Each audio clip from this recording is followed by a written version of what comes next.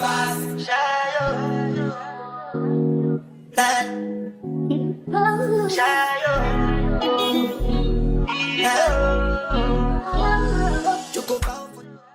Hello and welcome to Shinelikeadiamond.initiative channel, and you're back again with me and Danielle. And we've had a lot of conversations, but it's still ongoing and we still have a lot to share. And I want to go back from the beginning again with Danielle.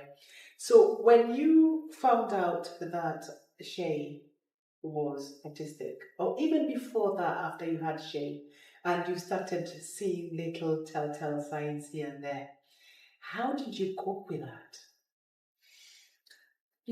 I didn't, firstly. However, you don't have a choice. Yeah. You just have to go take each day as it comes. Yeah. The challenges will appear all over the place. As soon as I go in a room, I could scan it automatically. Yeah. Exits. Yeah. Safety. Yeah. What can he get his hands on? Uh-huh. You just have this gift now where you know what to do. Yeah. But it must have been challenging, because I know we all know when you have a little baby, they tend to do that anyway. They are always on the move, they are climbing, they are putting everything in the mouth and everything. But now when you kind of start waiting for that to sizzle down, and then it doesn't, and then the sensory continues, and all of a sudden you're thinking, hang on a minute, such and such his child is doing 1, 2, 3. And especially when you go out and about and you see children being able to cope with an environment, but yours is still doing the same thing they were doing 2 years ago. That's the thing, we'll go through the toddler stage where we'll have to keep an eye on everything. Yeah.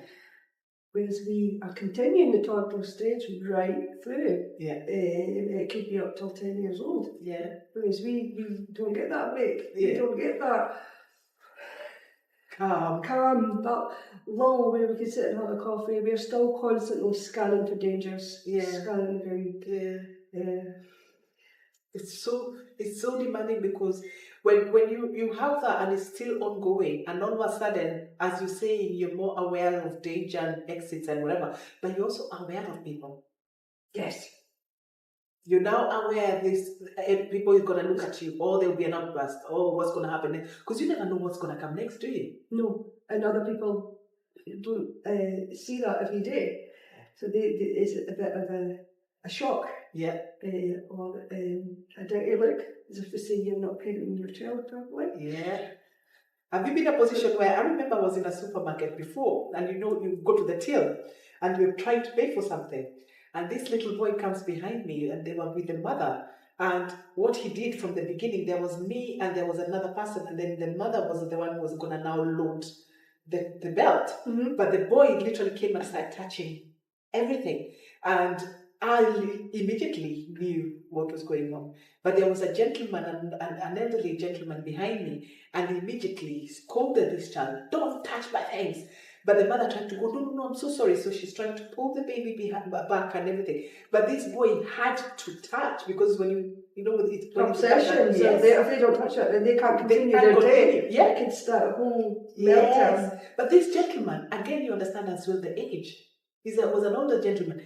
He made a fuss out of the whole thing, and all you could see is this mother just going, "I'm so sorry, because you could see she just doesn't have," and I had to intervene and say, "It's fine. It's okay." So what I decided to do now is give her a room to be the first one to be checked out. So that way she doesn't have to one queue, because this boy clearly cannot wait on the queue. Mm-hmm. So I asked her to come in front. But this is the thing. Something little like that can make a parent have a bit of an easier time, because you can tell someone, you get to a point where you are reduced to nearly crying. Yeah. Because you don't know what to do. Before you know it, the house, you go, I hope this journey to Tesco is going to be okay. I hope nothing's going to happen. So there's already this, what do you call it? Nervousness. But it's sad to be able to do that, because sometimes our kids can pick on that. Children can pick, "Mommy is not okay." Yeah. But they don't know how to tell you, okay, you're lucky. At least she now can give you a lot of cuddles. Because sometimes that's all you need after a very long day, don't you? Yeah, definitely. Yeah. Imagine the ones who don't have those cuddles. Mm-hmm. The physical touch, because some kids cannot do that. Mm-hmm. When my kid was non-verbal, all I wanted was, I just want my boy to say, "I love you. I love you, Mommy." Yeah.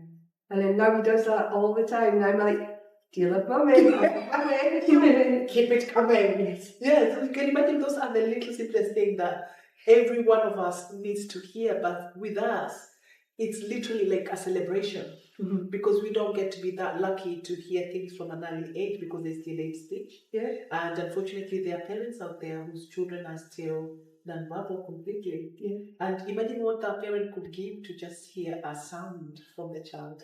So yeah, it is hard, and as we say, it's very challenging. But as we go along, we are finding ways, like you've done, to get to where you are today. Yeah. And the journey you've been through, and you've managed to find a balance. How have you managed to find that balance within your own life to be in a happy place? It's taken a long time. Now, as she's got older, I wouldn't say he's got better, but things have improved where we can do things in a better manner, which takes the pressure off me, but it makes me happy. Yeah. I now have more time if I'm not getting called in from the school to go out and have some exercise, clear my head. It does get better. It does get better. Things are really hard when you first find out. But if you channel, put your energy, put everything you've got into your child, you will get the benefits. The reward will be out of this world. Yeah. So anybody who out there who's struggling, you can Yes. hear it for yourself. Things do get better as hard as it is. But you still have bad days, don't you? Not as much.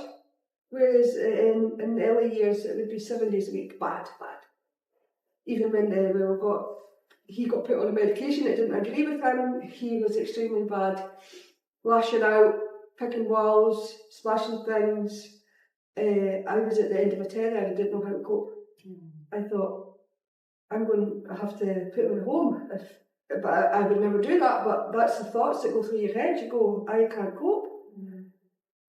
My solution was to get a safe space bed. That was put in his bedroom. What is that for people who might not A safe space bed is like a big padded tent, I would say. And it could, you can't bite it, you can't rip it, it's safe. Once he's in there, it's all safe. You throw yourself about, bang his head, do anything, he's safe. You zip it up, you can't unzip it from the inside or the outside, so you can't get out. But there's windows. You can see, I'm there, never leave his side, never leave him in there on his own, and it's just 10 minutes max, just to let this meltdown pass, to keep him safe and me safe.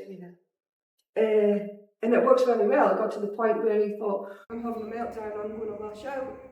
He would take himself away into the safe space, and this was open all the time, it was never locked. He felt in and out, and come and go as you please. So the safe space is what we came up with. But you don't have to go with that, you could go with anything that is theirs, their personal space, their place that they go to. If ever they feel it's too crowded, they're frustrated, they're going to have a meltdown, they go to that place, it's their place, nobody else could interrupt them. They get to do their thing, and then they come out when they're ready. And that is a very excellent idea, because even I didn't know that. But yeah, very creative. Thank you very much for that, Danielle, because now we know something that we didn't know. Again, please keep the questions coming and give us any suggestions, any ideas, and any tips you might have. And please remember to follow us on our platform, TikTok, YouTube, Instagram, X, all of them. Please follow us and continue sharing anything that you think that you might want to know. Meanwhile, thank you very much for joining us, and we'll be back with more topics and more questions so we can continue with this discussion. Thank you very much for joining us. Bye. Bye-bye.